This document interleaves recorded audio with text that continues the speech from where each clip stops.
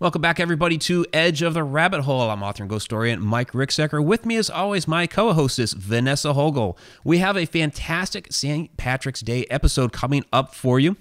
We have Mai Hernon with us. She is she heads up Secret Ireland Tours. So, yes, we're going to Ireland here for St. Patrick's Day. Hope everybody is safe out there. And I know a lot of people are cooped up, quarantined, everything going on with coronavirus right now. So, we're trying to give you something that is St. Patrick's Day related, and I think this is going to be absolutely fantastic. So Mai heads up the Secret Ireland Tour. She's also a wonderful musician. So Mai, welcome. Happy to have you. Thank you.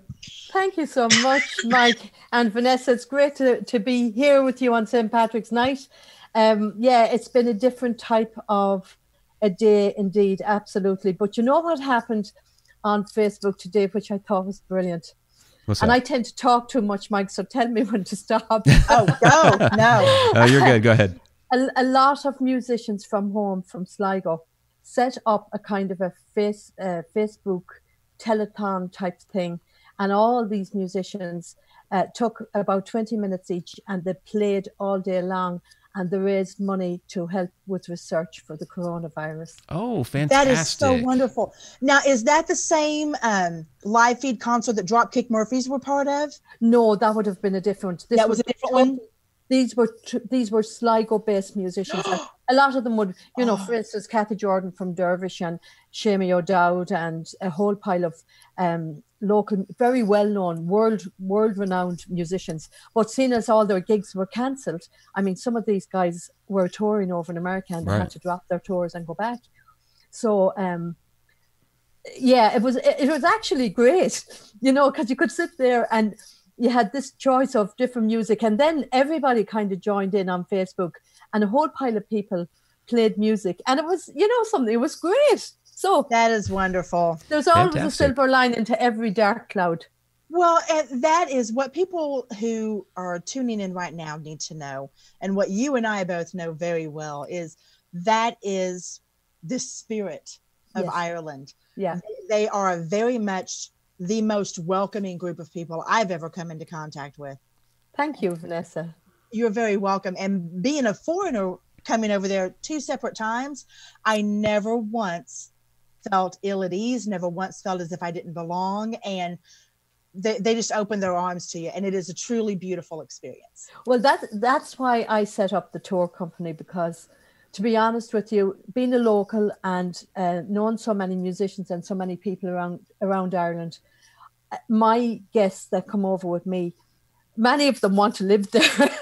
And many of them start actually really searching out to see if they can buy, because they just absolutely fall in love with it. And the only problem about going to Ireland is it's said that you leave a bit of your heart over there and you have to go back for it.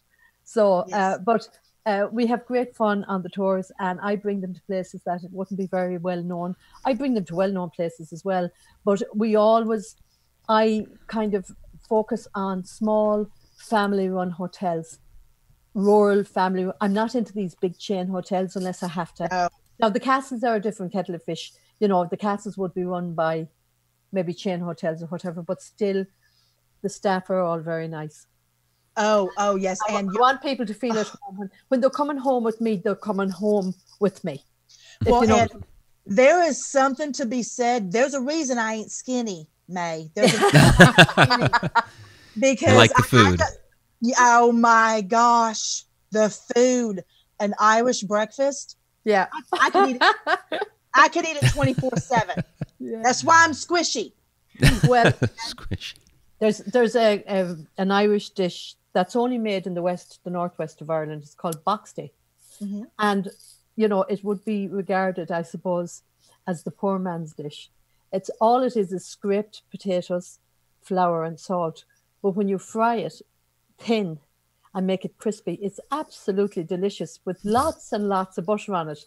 But my husband, who's American, well, he's Irish-American, but he absolutely loves this stuff. And I was so shocked when he loves it. So I thought, something, we're not going out today. I'll just do a bit of box tea.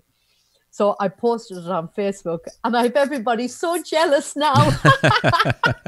But you're absolutely, and it's not just an Irish poor man's dish. I mean, I grew up not very wealthy. I grew up poor. Let's just face it. Yeah. And I mean, when you make yourself a fried potato sandwich, yeah, because that's what you have the money for. Yeah, you enjoy it. You love it. Yeah. And so I would dive in head first to that. Yeah. So we have a early request out of the chat room. Tom McNicholas was wondering if we could start with a song from May. Oh, how did he know? Oh, yeah, probably. Well, what did we see? Will I give you... I sang this on a program last night as well. It's a beautiful... It's actually a protection prayer from St. Patrick. And seeing as it's St. Patrick's Day, how would you feel about me doing this? Absolutely. Go right ahead. I will actually sing it, and I'll ask St. Patrick to throw a cloak of protection over all of your listeners and everybody around the world. And hopefully people will be protected from this bloody awful virus that's going around. St. Patrick, to give you a little background on this song, St. Patrick was going from the Rock of Cashel. He was walking to Tara, and he had 20 followers with him.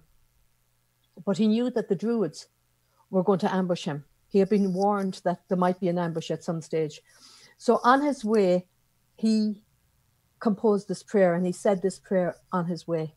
Now, good many years ago now, a composer by the name of Sean Davy,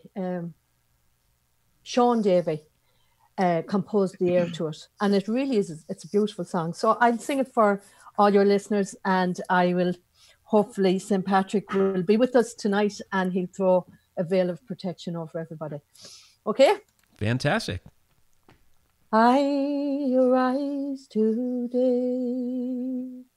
through the strength of heaven, light of sun, radiance of moon, splendor of fire, speed of lightning, swiftness of wind, depths of the sea, stability of earth, firmness of rock.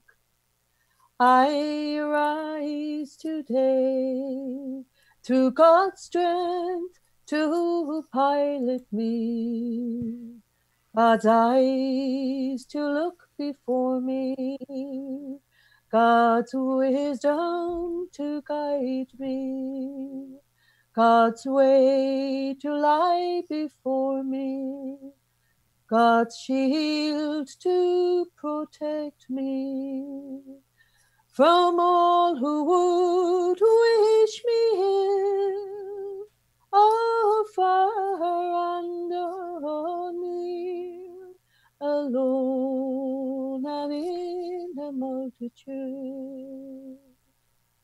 Christ with me, Christ before me, Christ behind me, Christ in me, Christ beneath me, Christ above me, Christ on my left, Christ on my right, Christ when I sit down, Christ when I lie down, Christ to shield me, Christ in the heart of everyone who thinks of me, Christ in the mouth of everyone who speaks of me.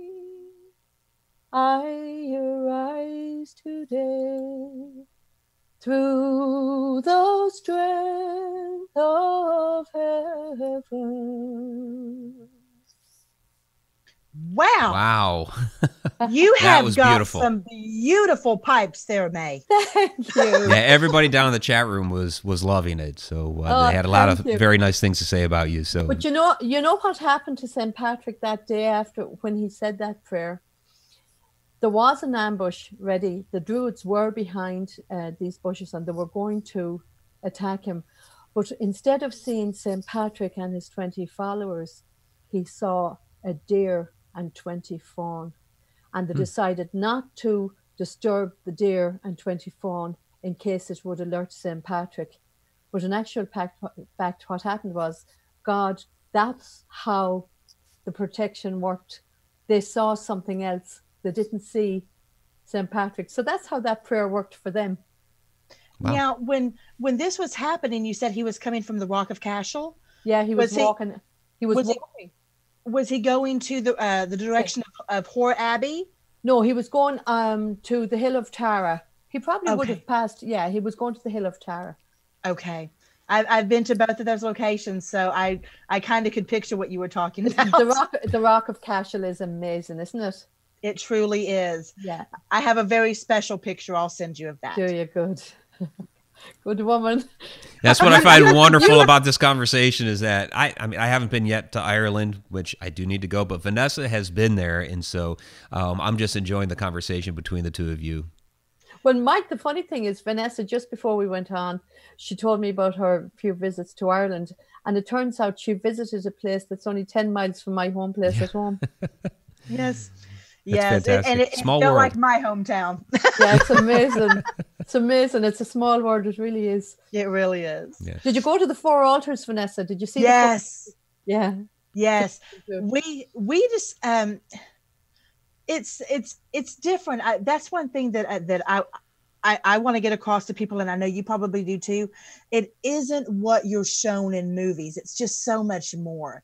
Yeah. And just walking through the town of Balladrine and walking the back area where they used to hold the festivals. Yes. And just you feel the history. You feel like you're walking through the people. Yeah.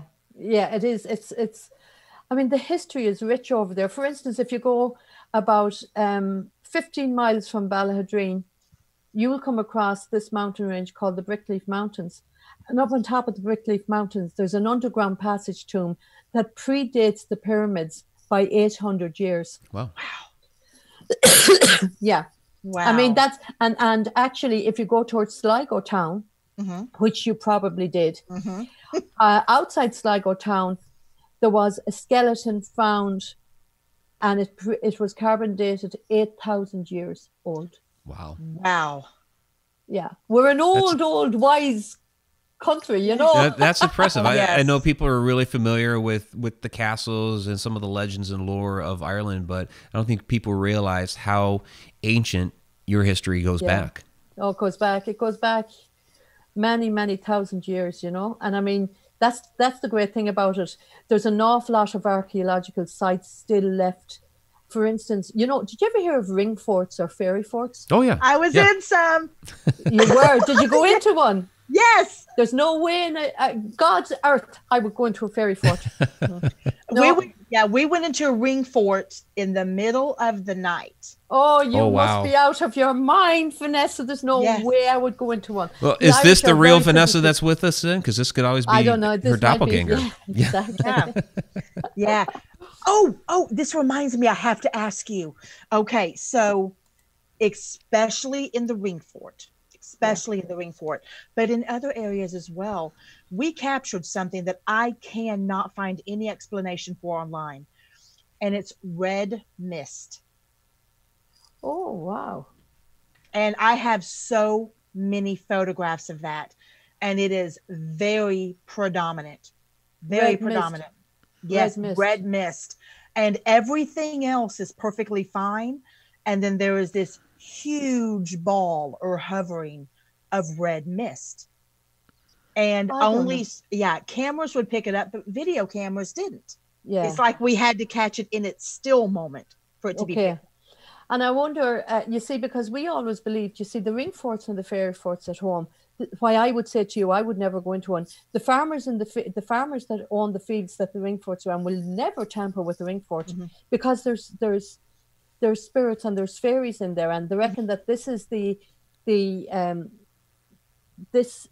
porthole to the underworld.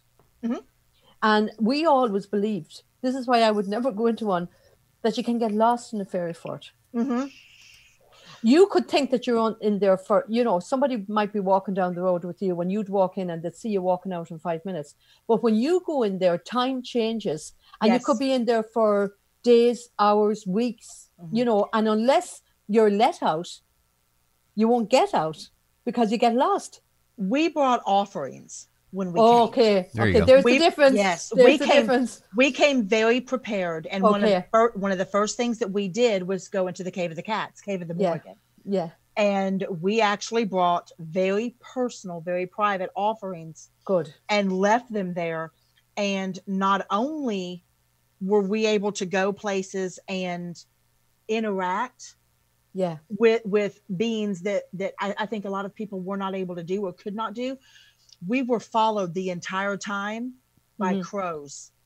Oh yeah. Yeah. And they're watchers. Yes. They're watchers. We felt very protected. Yeah. Now when I bring people up to the to the underground passage room in Carrickeel, and we'll get so far and then I will stop people from going any further. And I have to go up and I have to ask permission. Because I won't allow people to go up there. And I warn people, please do not take anything from this. This is a sacred site you're walking on. And this is a sacred site you're going to see. And please don't remove any stones or remove anything from this site. And please treat it with the utmost respect. And I have to promise the spirits and the fairies up there that it will be. Now, they have never stopped me before, so that it's never happened. But if I got any sort of a feeling at all that they weren't happy, down those people would go again. I'd have to turn around and say to them, I'm sorry, we can't go any further. Exactly. Well, they really are very much aware of intent. Yeah, absolutely. Yeah. You have to respect. It's like anything else. I wouldn't want anyone walking into my house without being invited or without being given permission. Exactly right. This is their sacred ground. This is sacred ground to the Irish people, Exactly. No. We were mere visitors. I have to ask you, May, because we've seen some things around here. Of course, we're not in Ireland, but we've seen some things around here that we would attribute to perhaps fairy activity, based on, little twinkling lights, sometimes, like a ball of light along the water, what have you. Have you seen fairies there around the fairy forts? Up in Carrickeel, that underground passage tomb. Now take into account that Ireland does not have fireflies. Okay. No. So we can't say it's fireflies. I have seen, and they're brighter than fireflies. It's a very bright light, and it's a flickering light. And there's absolutely no reason up in the middle of the mountains where there's no electricity, no nothing. Mm-hmm. And when I lived about 5 miles from that place. And actually, the picture that's behind me, if people can see it, I don't know if they can. Yeah, they should be able to see that. It's beautiful. That's a ferry bridge in Lougheed Forest Park, and that's not too far away from Carrickeel either. But when I would go up to Carrickeel, sometimes if you're in bad old form, it's a great place to go up, and you're not going to be disturbed by anybody, and you know that the energy of the land will kind of take away all your stress and your anxiety. But I would often sit there and I would see flickering lights, and I just know it's the fairies. I just know. Makes sense. Because they will not. We have no fireflies. We have not up there. There's no way you can have electricity up there because it's just not, and there's no other explanation for it. But I have a great respect for places like that. And again, like that, I would not to this day, if you paid me $1 million, I would not go into a fairy fort. And the majority of the farmers in Ireland would never interfere with the fairy fort. And actually, Mike, to tell you how serious it is and how we believe in it, the Planning Permission Office in Dublin, they were building this big road, like a motorway. Okay. And they were passing Tara. And in order to build this road, they were going to have to destroy and dig out a fairy fort. Oh. No. The people said no. The people of the village, of the nearby town, said you can't do that, and they objected. So the Planning Permission decided in their wisdom that they were going to do it anyway. Oh. So the whole country actually said no You are not touching it. Nobody will drive that road if you build that road over that fairy fort. No. And they actually have to go. They actually have to go around it. That's the power of good. Well, I'm glad they got behind that and got that changed.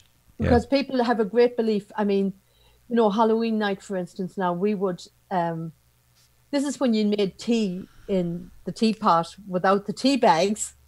We would always throw the tea leaves out to the fairies to keep them happy for the next year, for the coming new Celtic year, you know. And there's all sorts of traditions like that.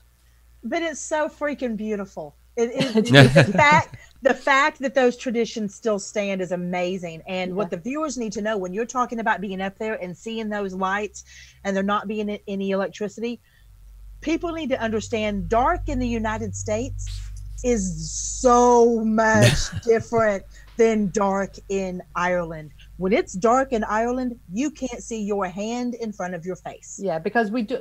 I mean, for instance, I lived in the country. Now, when I say the country, I was in the middle of the country with nothing except a forest behind me, lakes all around me. And again, we didn't have street lights. So at nighttime, the only light we had was the sky, the moon and the stars, if we had that. Yeah. Now, your eyes do adjust, and you do, when you're walking out at night, you would be adjusted. But I mean, most Americans would have no, unless you're from the country and you're somewhere where there's no electricity, you would have no earthly idea what it's like. It's dark. Exactly. Yeah, there are some dark sky places. Actually, not too far from here, there's some dark sky places where you can look up at the stars and you can see the Milky Way. But anymore, it's few and far between. Yeah. Yes. It's beautiful. That's the one thing I used to love about living at home in the country. I'd have to get up early in the morning, and you'd go out in the morning, and the sky would be absolutely amazing. Wow. It is. Yeah. It is, yeah. Well, we do have a couple of questions here from the chat, and I want to get to this one first because it's a question about fairies, and we were just talking about that. From Fran Molino. Do fairies live all over the world or just a few select places in Ireland? If they do, are they the same as in Ireland? I would say that they live all over the world, but they might be called something else. Like we have fairies and we have pukas and we have the banshee and we have, but like, I mean, it's kind of like the Cailleach. The Cailleach is a witch. There's witches all over the world, you know. And I'd imagine they might not be called the fairy, like, but the probably they couldn't be just in one place. I'd say they are all over the world.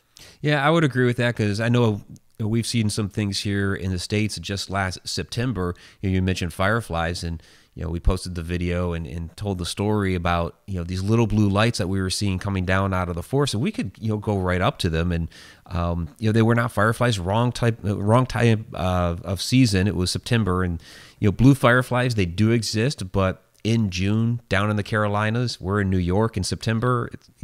So it's like these may very well have been fairies, but maybe different than what's over there in Ireland. Yeah, I'm from the South. I've never seen a blue firefly. I haven't either. No, they're always yellowish orange or yellow. Never seen a blue one. That's crazy. Yeah, it was pretty wild. But we chalked it up to fairies because we had nothing better to call it. So it seemed like if there was a fairy, this that very may well be it. So. Well, but like where I was, Mike, there is no way it could have been anything else. There's no other possible explanation for it. Right. And then we have a question from Betty Lange. Is there any place here that reminds me of Ireland? Well, yes, there is. I used to teach traditional singing at the Catskills Irish Arts Week. Oh, the Catskills, okay. Yeah, the Catskills. And I've been there. The landscape is it's like Ireland. Okay. And the funny thing is, of course, depending on what part of Ireland you're from, if you're from the west, let's say Connemara, it's a very rocky kind of an area. And I had this woman with me, she was from Connemara, and we're driving, and I says, oh my God, I says, Maureen, doesn't that just look like home? And she says to me, no. And I says, it does. And she says, well, not Connemara. Wow. See, very rocky. My family settled Castle Pollard, Ireland. Oh, yeah. Yeah, and I've been there twice, and that's the one place I haven't got to go yet. Oh, you've got to go. I know. I'm like, I don't even understand it, but it's going to happen. It's going to happen. But I can totally see what you're saying with the Catskills. Yeah. And how it looks that way. Yeah. Back home, when you're at home, of all of the different places that you can go where you feel most connected to your faith, to nature, to the powers that be, the spirits, what is the one place that truly gives you that feeling? This is going to sound very gruesome. Not at all. I love going up to my local graveyard and visiting my mother and father's grave. Oh. I feel totally, I feel as if my roots go straight down into the ground. The graveyards there they're a different world. Mm-hmm. I know what you mean. They're no way to describe them. There's no way. Yeah, exactly. Yeah. So someday I'll bring you over, Vanessa, and I'll show you a very special one where the king of the traveling people was buried, and you should see the headstones there. They're absolutely, your mouth would be hitting the floor. They're so fantastic. It's amazing. Count me in for 2021. Okay. Yes. Yeah, speaking of, because Vanessa's referencing your tours, tell us about the Secret Ireland Tours. What can people expect with these? Well, the one that we're talking about now, the only one that's available for this year, I've all different types of tours. Mike, for instance, I would do, let's say if you had a big group of people, any of your listeners out there that have let's say you have a group of family that want to go over, you might be celebrating. I had one family that was celebrating a 50th wedding anniversary, and 22 of them came over, and we had an absolute ball. And we did a surprise wedding theme party for them, and it was absolutely fantastic. But I would do, private tours like that, or I have tours on the website. I would do island hopping tours, bring people to the islands off the west coast and the northwest coast of Ireland. The one that we're doing with Maria Schmidt, I partner with people like Victor Peruta is a psychic medium here. Victor! I haven't seen him in years. Wow. Yeah, we've done two very successful tours, and we're doing another one in June, the end of June, and we go all over the place, different times. Every time we go, I'll pick a new place to go in Ireland. So they're not seeing the same thing twice. Okay, yeah, that makes sense. But I met Maria Schmidt at the Victor Peruta, the Victory of Light, and she was given a talk there, and she had heard about the success of the trips. So she came to me and she said, would I consider doing a trip with some of the people that she knows? So anyway, we put a date together, and we decided we were going to go for Halloween, because Halloween actually originated in Ireland. It's a pagan festival. It's the Samhain, the festival of the Celtic New Year. Mm-hmm. So she said that she'd love a tour to be put together. And I says, yeah, no bother. So we got a great interest in the tour. So we decided we would do 2 tours. Now, she wanted me to just extend the one tour. And I said, I don't like putting 50 people on a bus. I prefer to have a smaller group. Mm-hmm. So I says, what about 2 tours? We will bring the first group over October the 26th to November the 3rd. We'll bring the second group over October the 30th to November the 7th. And exactly at Halloween, both tours will be able to overlap and be together. And the highlight of the tour is Malahide Castle. So, and actually for any of your listeners or your viewers, we still have vacancies for both of those tours. Okay, and we do have the website down in the description, but brilliant. For those that are listening on the podcast, that is Secret Ireland Tours LLC.com. And if they look at Secret Haunted Journey to Ireland, that's the tour that's available. Okay. The rest of the tours for this year are booked up. Actually, I'm actually working on tours for 2021 now. Right. But the haunted one still has openings. The haunted one still has openings. We're hoping that we'll fill them up in the next week or so. Okay. So jump on So that, everybody. Yeah, jump it on. Yeah, and it's very, very affordable. It covers that 1,700 covers everything, bar your flight and bar your evening meals. And this is in October, so we should be past all of this stuff by then. And what's more than likely, the prices of flights might come down. Oh yeah. Yeah. Oh yeah. You know, so it's going to be great. We're going to be staying in Fitzpatrick's Castle. Lep Castle is the big place, and then I'd be bringing them to some of the archaeological, the ancient ruins, and we're going to be bringing them to see some amazing scenery as well. And there's an awful lot of haunted places that we're bringing them to, so it's going to be great. Well, and one thing that, and correct me if I'm wrong, but one of the things that the listeners, if they want to go, need to be aware of is, it might sound like they're going to be on a bus a long time. These buses have Wi-Fi. They've got bathrooms. Yeah. I mean, they're awesome. Well, our buses are, number one, they'll be 28 seaters. We don't allow people on buses. We don't have them sitting in buses for a long time. I have it designed in such a way that there's breaks and there's places to go and places to visit.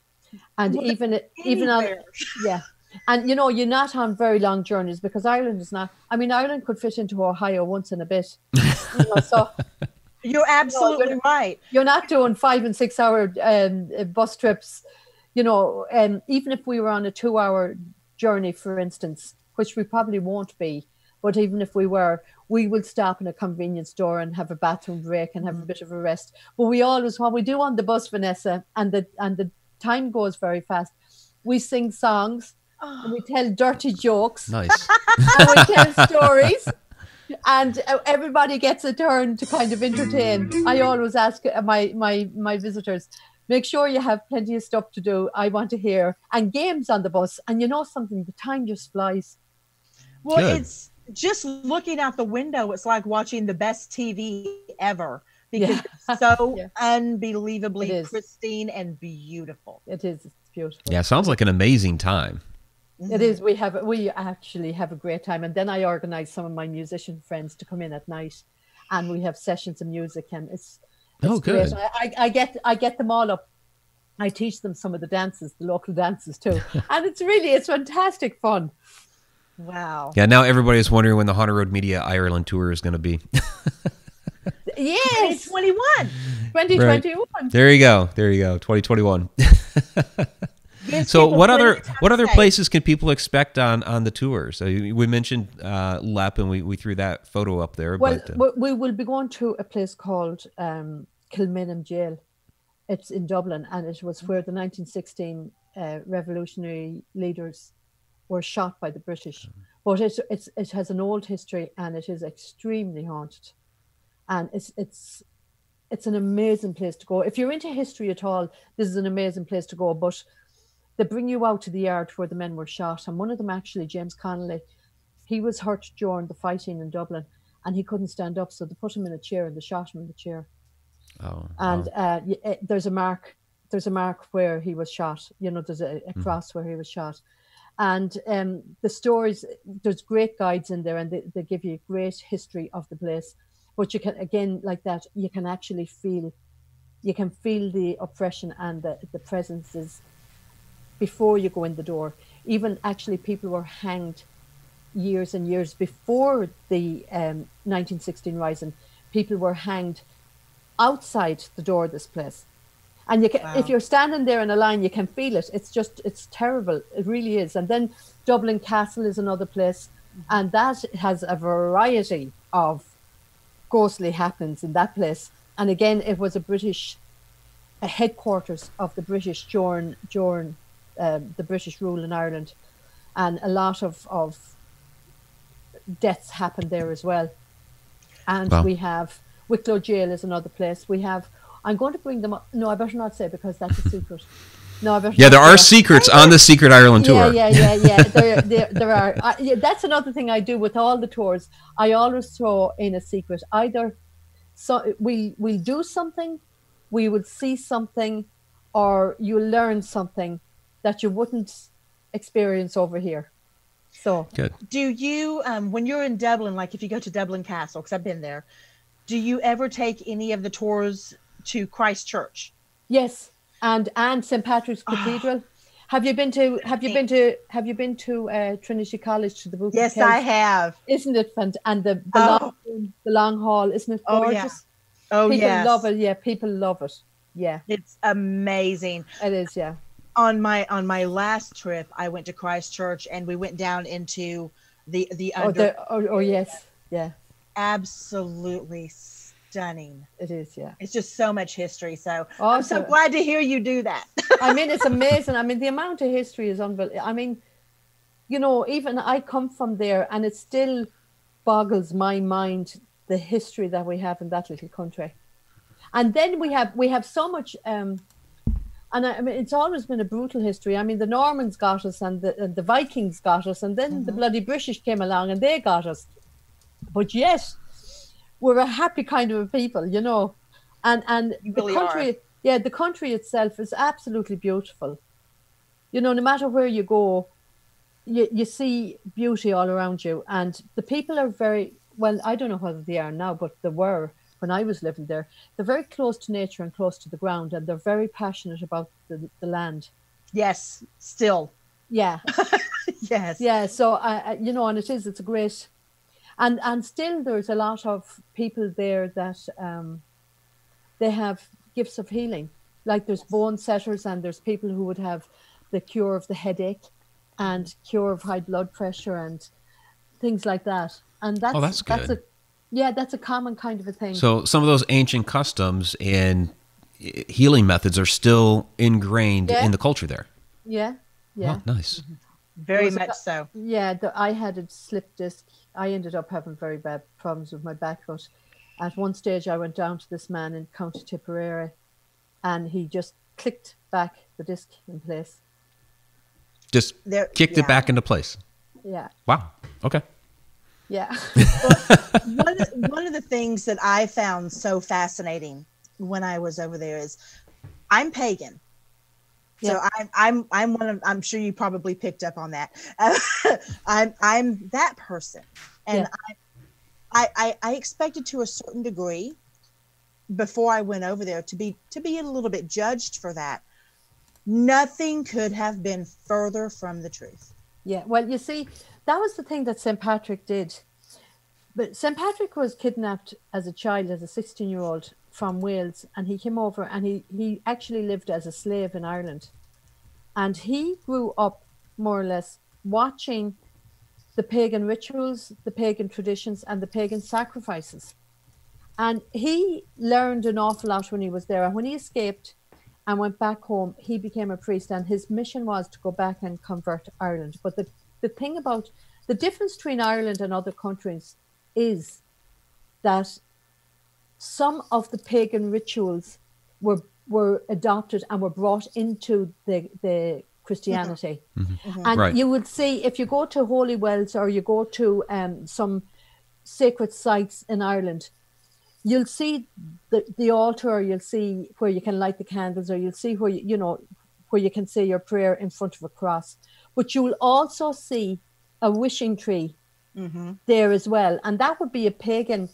That would come from pagan times, where if you had a piece of cloth or a thread or something, you would tie it on a leaf or tie it on a branch, and either say a prayer or make a wish.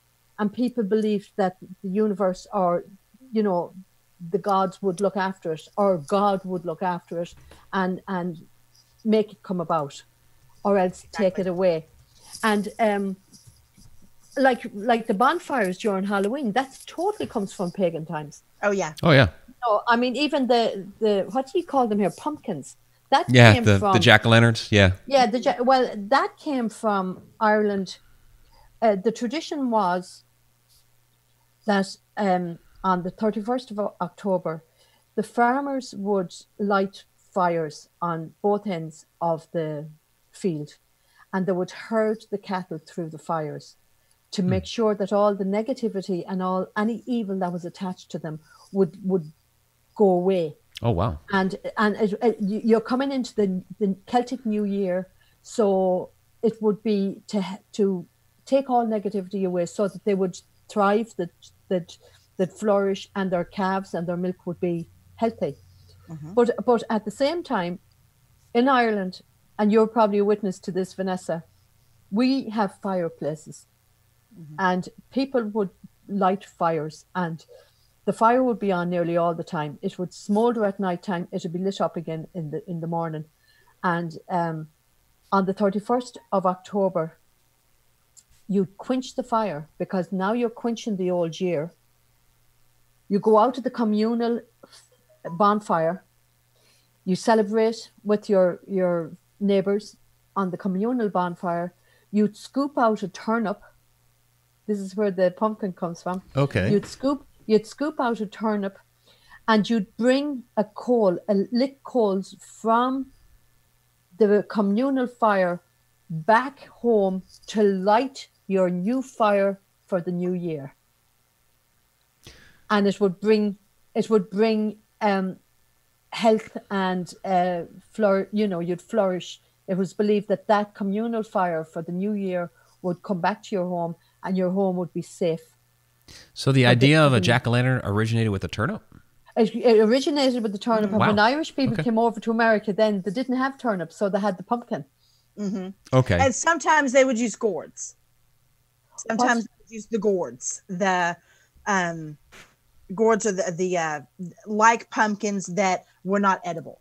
Okay. That were completely solid on the inside. Yeah. Sometimes they would use that. Cave of the Cats that you and I were talking about is believed to be one of the original locations of one of the original Samhain festivals. Yes, that would be up where near Maitura, and Yes. The wars between the Tuatha Danann and the My Lord. Yes, exactly. Yes. When I took my offering, Gwen and I both took our own personal offerings, and I took a hand-carved jade griffin. Oh, wow. And left it in there.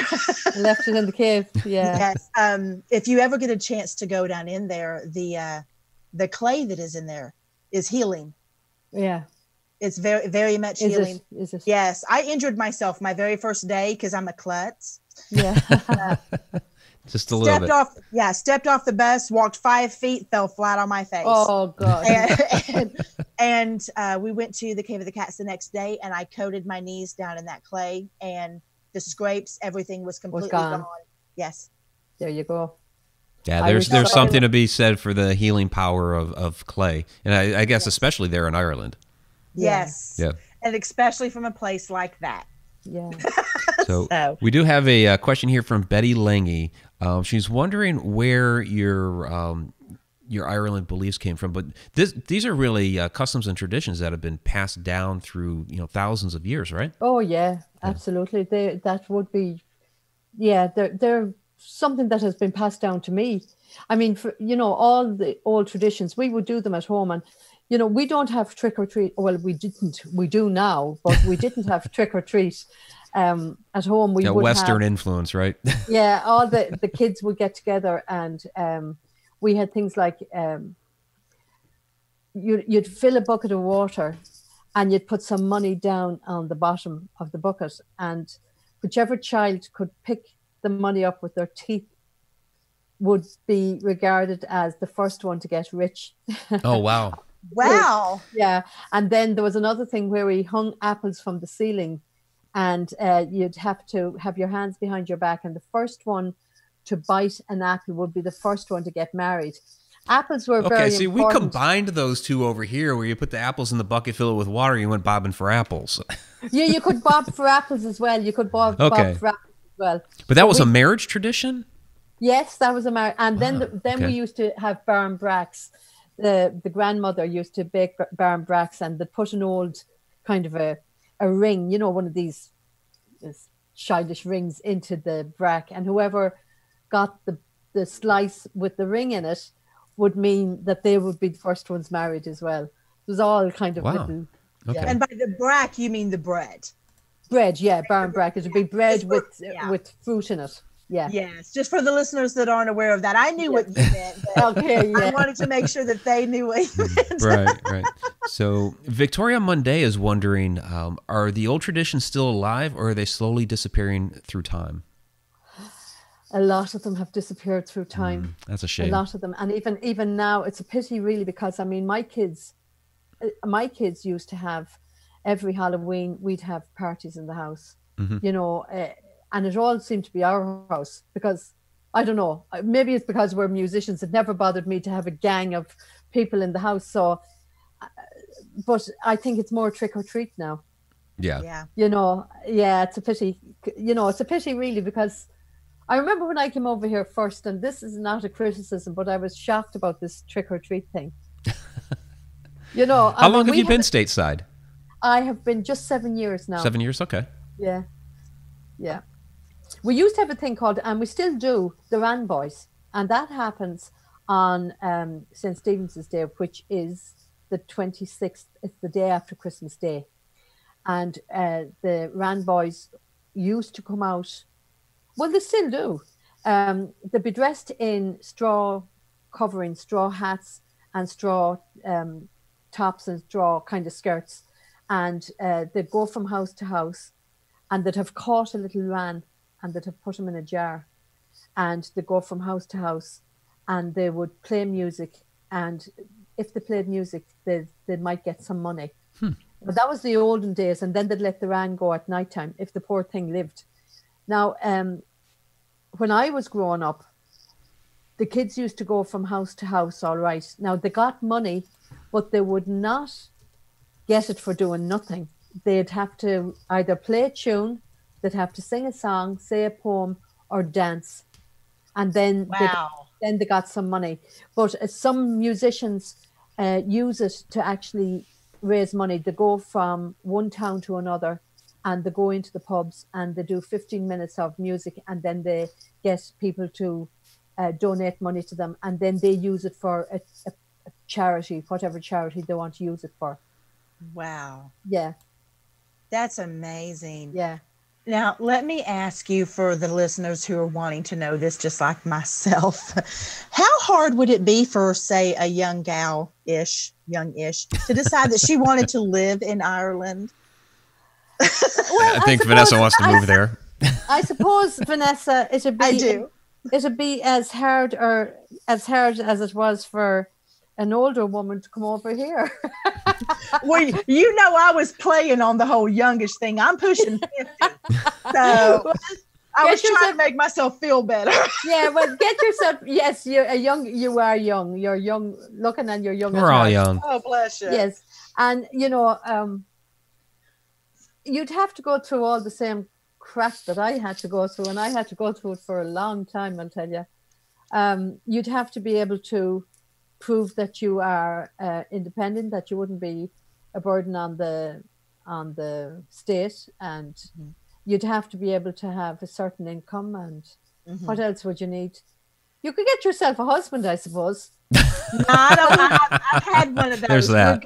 We're not doing that. But I could cheat by going over there for 2 months and 3 weeks, and then coming back home. And then go back over there for 2 months and 3 weeks. You could, but believe me, that's kind of what I did until I was told that I was abusing the visa system. Oh, well, I knew I was coming over here. We had decided that we were getting married, but I said to my husband, I says, well, you know, I can't just go over there because I might not be able to cope with it. I might not be able to cope with being away from home. Yeah. So it's a long way. Yeah, it is a long way. And my kids were over there. All of them were over there. Everybody is over there. Now, 4 years ago, my oldest son and his wife moved over to America. So that's great, yeah. So anyway, I kind of went over for a few weeks, and then the next time I went over for a longer period, and I thought, okay, I can do 6 weeks. I'm not too bad. Then the next time I went over for like 2.5 months, and then I was told... Dang it. You're abusing the visa system. And we then applied for, you have to apply for the visa. So we were 11 months, nearly 12 months. I couldn't go to America while I was applying for this visa. Wow. And then you have to, once you get permission, that's what you're applied for, permission to apply for the visa. Then once you have to send in all these big files and prove that you're actually in a relationship. And as luck would have it, I had all mixed emails from 2005. Okay. Oh, wow. Lucky enough that I didn't delete any of them, so I could, I'm all these. So you came photographs over and here everything. because you were getting I together was with your getting husband. married. Yeah, Okay. yeah, I was getting married, and see, he's a lawyer, so if he was to go over to Ireland, he would have had to learn Irish law, and he Oh, would have wow, had yeah. to learn the Irish language, and there was no way he was going to be able to do Right, that. right. So, No. but anyhow, yeah, They do speak Gaelic a lot in the we do, Republic of yeah. Ireland. We do, They do. yeah. Can you throw a little Gaelic at us? Támen an Gaeilge labhairt, is mis sem Mai Hernon, as Gurteen Co Sligo. Oh, wow. What did you just tell us? I says, what did I say to you? Well, I told you the last time. I says, I'm able to speak Irish, and my name is Mai Hernon, and from Gurteen Co Sligo. Wow, fantastic. They don't speak it as much in Northern Ireland, because I've spent time there as well. Yeah, they have. Donegal has a Gaeltacht area. There's pockets of places in Ireland where they only speak Irish. My first husband was from a place called Connemara, and they lived through the medium of Irish. Wow. There's places in Mayo, there's places in Donegal. There is a place in Belfast, actually. Really? Yes, there's actually a place in London. Oh my goodness. There's a place in Meath, Meath, and there's a place in Cork and Kerry. Wow. I spent quite a bit of time down there. I mean, out of the entire country, my preference is the Republic of Ireland. Absolutely. My preference. But I have to say, I would be lying if I didn't give props to Giant's Causeway. Oh, it's gorgeous. Yeah. I'm bringing with Victor's tour now. I'm bringing the group over to the Giant. We're going hitting some of the locations of the Games of Thrones. I'm going doing a Games of Thrones tour next year. Are you going to Dunluce Castle? Yes, we are, and we're going to do the wards. The castle ward castle, and we're going to do the Dark Hedges, and of course probably Bushmills. We'll hit Bushmills as well, Giant's Causeway. You need to look up my friend who runs Spellman's Hotel. They're in Balladrine. I probably know them. Mike Phillips, his uncle owns the hotel, and he's in an assisted care facility now. Okay. But Mike runs it, and he spent many seasons, or still is, on Vikings and many seasons on Game of Thrones. Okay. Oh, wow. Yes. So you might want to look him up. He could give you some inside stuff. He could, exactly. Because Vanessa, don't tell anyone, I never watched the Game of Thrones. Oh my God. You definitely need to look him up. He's on Instagram. That's probably where he's most prevalent. I can send him your way. He would. Well, actually, my sister lives in Bala. So she probably knows him very well. Probably. So yeah, he's a great guy. Great little motel. Yes. If you ever get a chance, but yeah, look him up or have her look him up, and he could give you the inside scoop on quite a bit for Vikings. That would be Game of Thrones. Yeah, because my first tour is in May. I'm bringing a group of dancers from Dublin, Ohio, over, and I'm going to be setting up some workshops for them to be taught from Irish dance teachers and some old style. I do old style dancing. It's the ancient stuff, and they just want to experience the real thing, Yeah, so absolutely, something authentic. My face. I would fall flat on my face. I just know it. A couple of things here.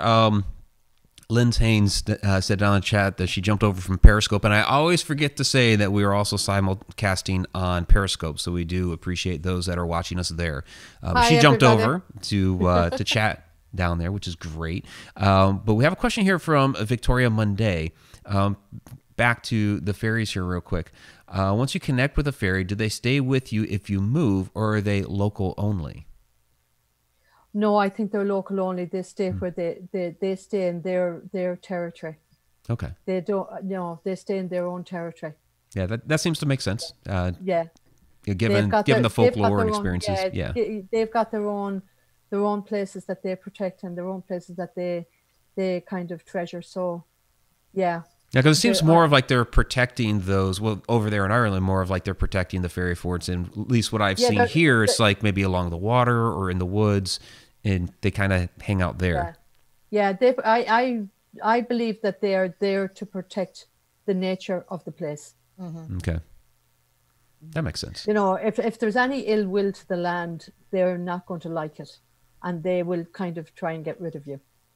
Speaking of the nature, I have to bring this up super quick. I've talked about it on the show before. The first time I went there, I was in Dublin, and I was on my way walking up to Hellfire Club.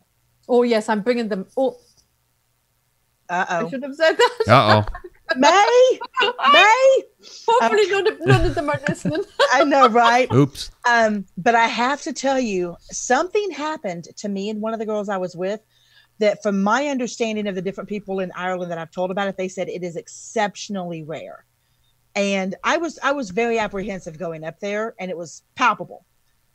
I turned to my left because I heard something, and there was this enormous stag that was standing less than 15 feet away from us. Yeah. And he had a rack probably 6 feet from one tip to the other. Wow. And me and Laura stood there and we stared at him for like 10, 15 seconds. And then she goes, and he just went, and he was gone. Wow. And it took all of my anxiety away. Really? All of it. Because it's very, very rare to see deer at all. It's not, I mean, I could get up in the morning here and I'll see 6 deer in my back garden. It's a rarity to see deer. There's plenty of deer, but they know how to hide. They're not. Oh yes. They're not, They don't like humans at all. They don't want to interact at all with humans, and that is a rarity to see that. It was one of the most spiritual experiences of my life. But maybe that's your spirit animal, Vanessa. Maybe that was, that was your spirit animal to take away your stress. Even though I have not been up at that place before, and, I heard so much about that place. I'm kind of nervous about going up, but I know the people that will be with me will love it, and I'm going to bring them up there. Holler at me privately if you want me to tell you what to look out for. Okay. All right. Okay. We have one last question here, and then I'm going to take from the chat. We are getting down to the end of the wire here, but it's one final fairy question. Everybody loves to talk about fairies. This is from Linz Haynes. What if the fairy has tied themselves to you? Let's say they changed their mission. So this is kind of going back to the fairies moving around.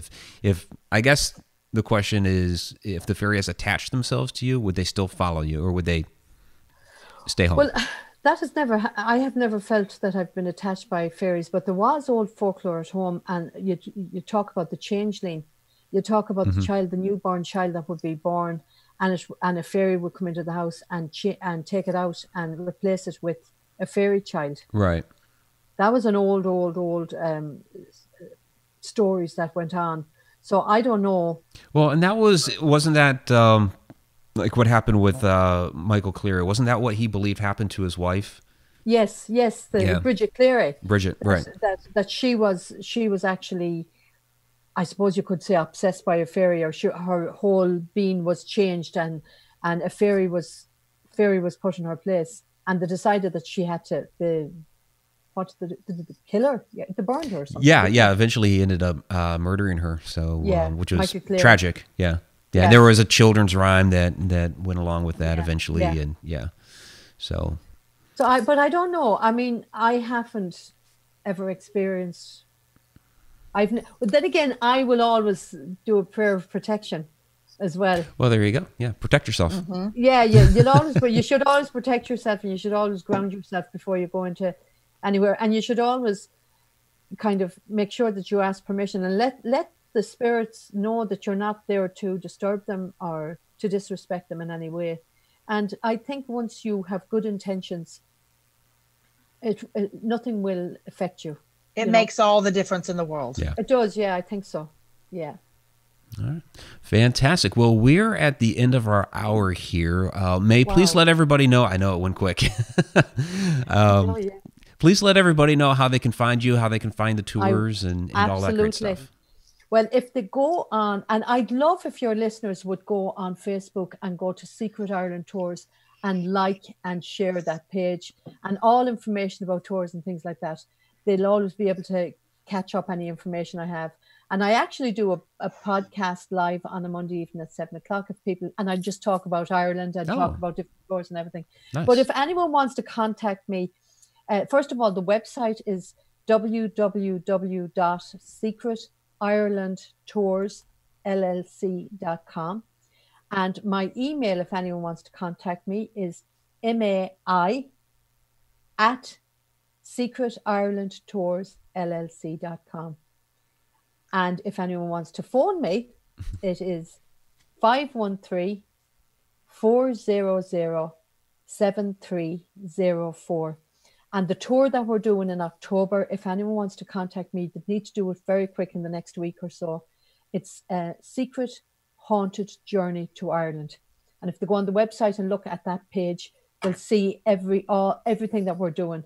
And it really is going to be a great tour. So I'd love some of your listeners to come and join us, and we'll have great fun. And then Vanessa and Mike, you'll have to join me in 2021. Yeah, we'll definitely have to figure out how to make that happen, because I would love to go there. It's always been a bucket list item. So, and I hope some of our viewers and listeners are able to make it out there in October, because that sounds like a fantastic tour. It's going to be fun. It's going to be a great tour. The two of them are going to be great. and I have a medium. I have a medium that's going to be coming with us to all the places as well. Okay, very well. Cool. If we get to go in 2021, you'll have another one. Well, yeah. Yes! There's Vanessa. Good woman, Vanessa. Good woman. Yes, we'll have a great time. Be fun. For our YouTube viewers, I did put the link down there in the description, so you can always click on that as well. So that's another option for the YouTube viewers. So, Mai, thank you so much for joining us. This has been extremely interesting, a lot of fun, and something to kind of lighten the mood here on an otherwise dismal St. Patrick's Day, which has been sad, that all this stuff landed on this holiday. But I hope our viewers had a fantastic time getting to listen to these. And let me say to your viewers and to everyone out there, we have to stay happy. We have to stay buoyant. We have to not let fear get to us, because fear is a killer. Yes. And it'll do a damn sight more damage than this coronavirus. Absolutely. And as serious as it is, and I'm not taking away from the seriousness of it, but if you're going to go around miserable all the time, you're going to get stressed and you're going to get sick. That's true. Keep be happy, don't worry. There you go. You have been the light of my week, Mai. Thank you, Vanessa. Yeah, thank you again, Mai. It's been fantastic, and you enjoy the rest of your week. God bless you all. All right. Bye, sweetheart. Bye.